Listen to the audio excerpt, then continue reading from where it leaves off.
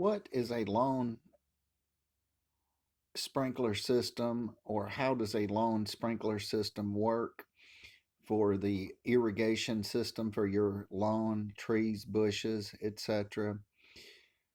And what is an irrigation valve with a sprinkler system?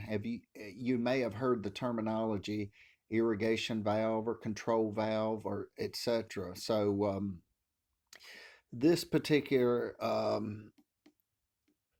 gadget here is an irrigation valve, used mostly in the residential. I'm not certain um, what else, but if we examine this valve, there are a couple things we note. One is which direction the water flows.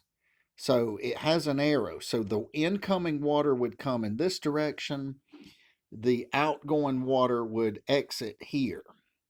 So the question is, if one turns this valve 180 degrees and puts this in the wrong direction, will it work?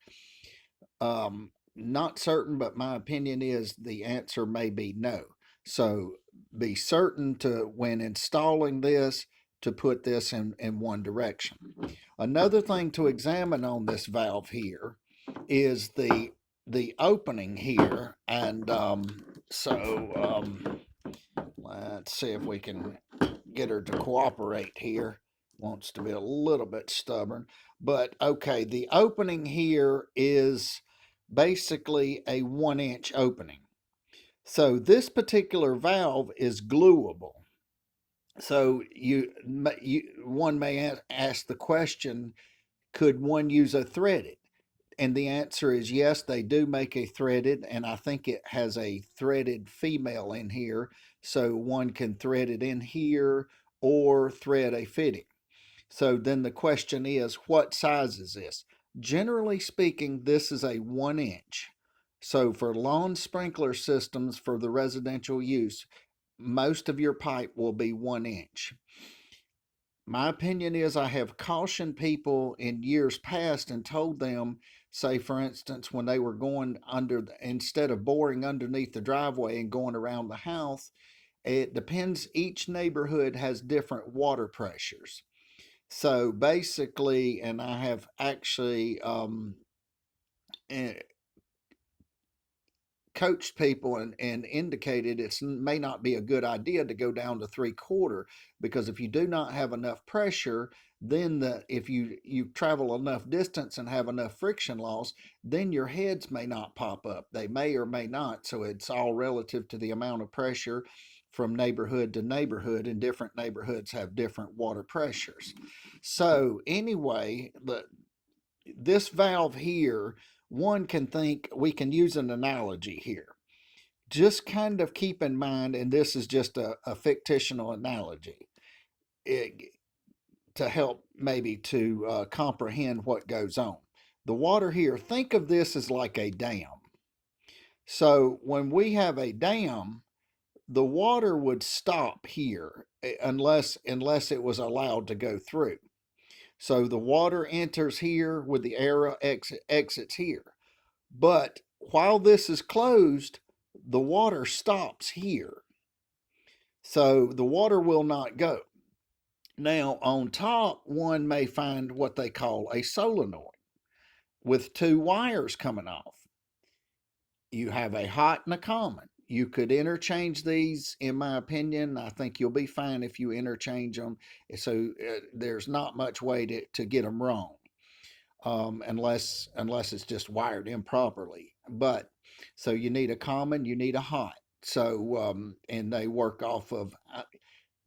Don't hold me to this, but I think like 24 volts. They're stepped down.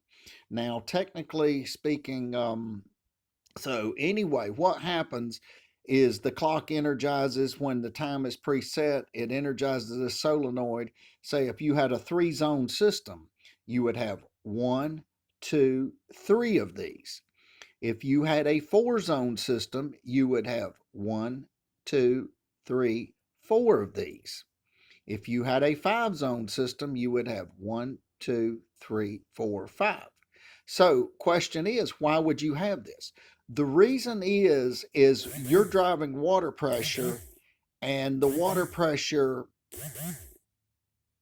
the water pressure actually is not, unless you've got extremely high, it cannot run the entire system in every zone at one time. Otherwise, your heads will not, because your heads are driven by water pressure. And if you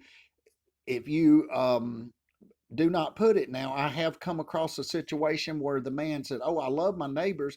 His sprinkler system comes on at one time." What they did is took advantage of the high water pressure, and then once they took advantage of the high water pressure, instead of zoning it out, so if you had a two-zone system, you would have two of these. Instead of two of these, he made, say for instance, one or two for the entire yard. Then the man conveyed to me that he loved how his sprinkler system was configured, yet his pipes always broke. So he had high water pressure. He didn't have a pressure reducing valve, so his pipes were breaking. So he fudged on materials. So anyway, they need to be zoned out properly and according to how much psi you have in your sprinkler system. Now this, I call it a bleeder valve. It may be flow control. I'm not sure what the nomenclature. If somebody knows the exact terminology, feel free to add that in the comments.